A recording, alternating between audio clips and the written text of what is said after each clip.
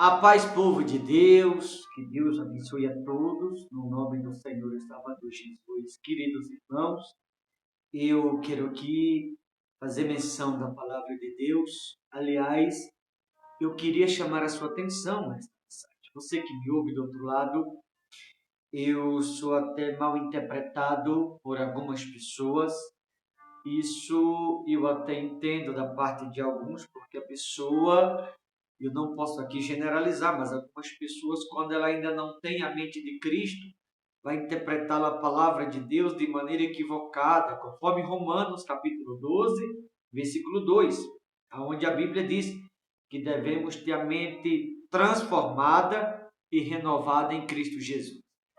E a pessoa, quando ela tem a mente esclarecida, a mente de Cristo, conforme 1 Coríntios 2,16, por mais que a mensagem venha em forma de correção, por mais que a mensagem ela venha em forma de disciplina ou de repreensão, aquele alguém que a ouviu e a recebeu, quando tem a mente esclarecida ou a mente renovada em Cristo, o próprio Espírito de Deus vai convencer aquele alguém que aquela mensagem em forma de disciplina, de correção ou de exortação, como você preferir, é para o bem daquele alguém.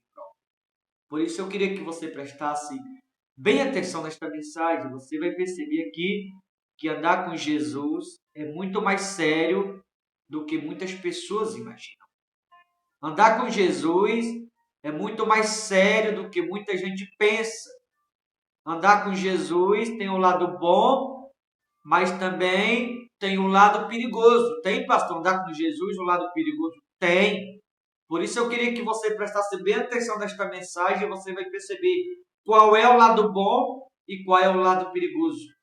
2 Tessalonicenses, capítulo 1, a partir do versículo 6. Repito, 2 Tessalonicenses, capítulo 1, a partir do versículo 6, diz assim: se de fato é justo para com Deus que ele dê em paga tribulação aos que vos atribulam, e a vós outro, que sois atribulado, alívio, juntamente conosco, quando do céu se manifestar o Senhor Jesus com os anjos do seu poder, em chamas de fogo, tomando vingança contra os que não conhecem a Deus e contra os que não obedecem ao Evangelho de nosso Senhor Jesus Cristo. Estes sofrerão penalidade de eterna destruição, banidos da face do Senhor e da glória do seu poder. Você percebe aqui que está a palavra que ela menciona sobre a pessoa que conhece e obedece, sobre aquele que não conhece, também sobre o que conhece e não faz questão de obedecer. Se você observou na leitura da palavra, a Bíblia deixou bem clara, a partir do versículo 8, que Deus se manifestará em chama de fogo com santos anjos do seu poder contra os que não conhecem a Ele e contra os que conhecem e não obedecem o Evangelho, ou não obedecem a palavra. Ou seja, aqueles que não conhecem, de maneira enfática, a Bíblia afirma que Deus irá se manifestá-lo contra ele, os que não conhecem. Mas também aqueles que conhecem e não obedecem, Deus se manifestará contra de igual modo. Aqueles que conhecem e não obedecem. E o pior, a Bíblia diz que aqueles que conhecem e não obedecem, Deus se manifestará com os anjos em chama de fogo, e esses, os que conhecem e não obedecem, sofrerão penalidade de eterna destruição, diz aqui no versículo 9, e serão banidos da face do Senhor e do poder da sua glória. Por isso que eu falei que andar com Jesus tem um lado bom, mas também existe um lado perigoso. Qual é o lado bom? Para aqueles que obedecem, só tem a ganhar. Mas aqueles que desobedecem, que estão na presença de Deus desobedecendo, só tem a perder. Porque se alguém está na presença de Deus e desobedecendo a palavra, esse próprio alguém, mesmo estando na presença, está colocando tudo a perder. Ou seja, é em vão estar na presença de Deus, não obedecer a palavra. É em vão estar na presença de Deus e carregar dentro de si um coração rancoroso, odioso. É em vão estar na presença de Deus e carregar dentro de si a malícia. É em vão estar na presença de Deus e sentar na mesa dos escarnecedores, por exemplo. É em vão alguém estar na presença de Deus e ainda vivendo os maus costumes que a velha criatura lá atrás tinha. É em vão estar na presença de Deus e beber, como muitos que estão na presença de Deus acham que pode beber, irmão. Bebida não santifica, bebida embriaga.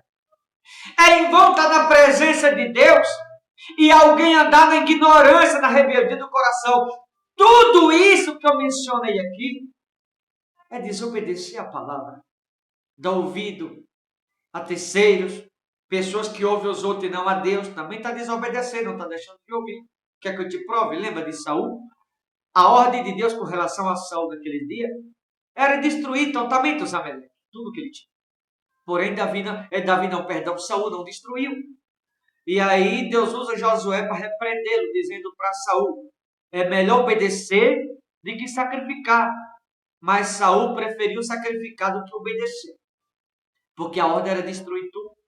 Então, com relação ao mundo, a ordem bíblica é destruir completamente. Quando eu falo disso, estou falando abandonar, renunciar. Porque aquele que anda na desobediência, na rebeldia do coração, a pessoa que não aceita mudar, a pessoa que não se arrepende, a pessoa que não se rende, a pessoa que muitas vezes não consegue segurar a língua, a pessoa que não consegue se esforçar, a pessoa que não se empenha para mudar, a Bíblia diz de maneira clara aqui no versículo 9, todos, sem exceção, que andam na desobediência, sendo conhecedor da palavra, sofrerão penalidade de eterna destruição e serão banidos da face do Senhor. Então, estar na igreja é uma coisa, mas não basta, queridos, estar na igreja. Ninguém brinca de estar dentro da igreja, porque o estar dentro da igreja deve ser levado a sério. O estar dentro da igreja, nós temos que ter um temor no coração de que estamos num pedacinho do céu. O estar dentro da igreja, nós temos que ter a consciência que é uma oportunidade ou uma chance de salvação que estamos tendo. Então, essa oportunidade, essa chance, não podemos desperdiçá-lo. Tem que ser levado a sério. E há muitas pessoas que estão dentro da igreja, é verdade, está no lugar certo, porque tem que estar. Mas não tem levado a sério a palavra de Deus. Muitas pessoas têm carregado dentro de si um coração rancoroso, duvidoso. Muitas pessoas têm carregado dentro de si as coisas da velha criatura. E é necessário que haja renúncia. É necessário abrir mão dos maus costumes. É necessário abrir mão das coisas que se passaram. Não é o mesmo apóstolo Paulo que diz, esqueço-me das coisas que para trás ficam e prossigo para as que adiante de mim estão, para o prêmio da soberana vocação que está em Cristo Jesus. Então, para que eu alcance esse prêmio da soberana vocação que está em Cristo, eu devo avançá-lo. Mas para que eu avance em busca desse prêmio chamado salvação, eu tenho que deixar para trás o que se passou. Significa abrir mão das coisas velhas. O próprio Cristo diz, através do profeta Isaías, porventura não percebeis que estáis saindo à luz? Ei que faço coisas novas, porém rios no erro e caminho no deserto. Mas para que Deus faça coisas novas na vida de alguém, é necessário esse alguém abrir mão das coisas velhas. Porque quando alguém abrir mão das coisas velhas, você dá lugar para as coisas novas te acontecerem. Renunciar, pagar o preço, é o que a Bíblia recomenda. Porque aquele que desobedece continua carregando dentro de si a ira, a maldade, a ignorância, o mau temperamento, o vício, o rancor. Há muitas pessoas que carregam dentro de si todas as coisas ruins que no passado tinha. Não se esforça para se libertar. Não se esforça em busca da própria salvação, mesmo estando na igreja. A vaidade, por exemplo. Entre tantas outras coisas, mentira. Por isso que a palavra de Deus parece uma indireta. Mas não é. A palavra de Deus é Deus moldando o vaso. A palavra de Deus quando ela vem em forma de disciplina, de correção, é Deus moldando um vaso por amor àquele alguém. É Deus moldando um vaso para salvar aquele alguém. É Deus moldando um vaso para que aquele alguém se arrependa. É Deus moldando o vaso para que haja conversão na vida daquele alguém. É Deus moldando o vaso porque Ele não quer perder aquele alguém. Então, para que ele não perca a mensagem da parte de Jesus, normalmente a mensagem de Jesus Cristo, ela não vai vir em forma de pulo, como muitos pensam. A mensagem vinda da parte de Jesus não vai vir a maioria das vezes para nos alegrar. Não vai vir muitas vezes para fazer a gente sapatear, como muitos acham. A mensagem, quando ela vem da parte de Cristo, ainda mais com relação a essa humanidade dos tempos de hoje, ela vai vir sim em forma de disciplina. A mensagem de Jesus, ela deve vir em forma de correção. Quem é o pai que ama, que não corrige o filho, que não disciplina? Então a mensagem de Jesus com relação a mim, como pregador, e como a você que me ouve, vai vir em forma de correção, por amor a mim e a você. Vai vir em forma de disciplina, por amor a mim e a você. Não é que é uma indireta, é que a mensagem vai vir em forma de correção, porque Jesus nos ama. A mensagem vai vir em forma de disciplina, essa forma de Jesus expressar o amor por cada um de nós. Vai vir em forma de correção para que haja arrependimento, para que haja mudança, para que haja essa transformação não de fora para dentro, mas de dentro para fora. Isso só é possível quando a mensagem vem em forma de correção. É Jesus moldando o vaso. É porque Ele te ama, acredite nisso. Muitas pessoas não conseguem entender. Mas se você entendesse o quanto o amor de Jesus é grande com você que está me ouvindo, o amor de Jesus é maior do que todas as coisas. É maior do que o que você pensa. Maior do que você imagina. Por isso Ele nos disciplina no dia a dia. Chama a nossa atenção. Nos corrige. Na hora a gente não consegue entender, só vai entender depois. Mas isso é o amor de Deus por cada um de nós. Então os que não conhecem, Deus se manifestará contra eles. E os que conhecem e não obedecem, Deus irá se manifestar contra de igual modo. E aqueles que conhecem e não obedecem, sofrerão penalidade de eterna destruição e serão banidos da face do Todo-Poderoso. Todos aqueles que conhecem e não obedecem. Então você que está me ouvindo, não diria nem todos, mas muitos que estão me ouvindo que conhecem, é melhor começar a obedecer. Porque aqueles que não obedecerem, depois não vai ter do que reclamar.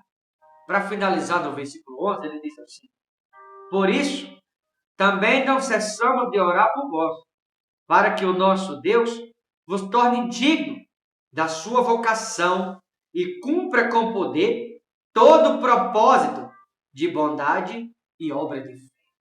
Ou seja, os obedientes, aqueles que obedecem a palavra, todo o propósito se cumprirá na vida daqueles que obedecem.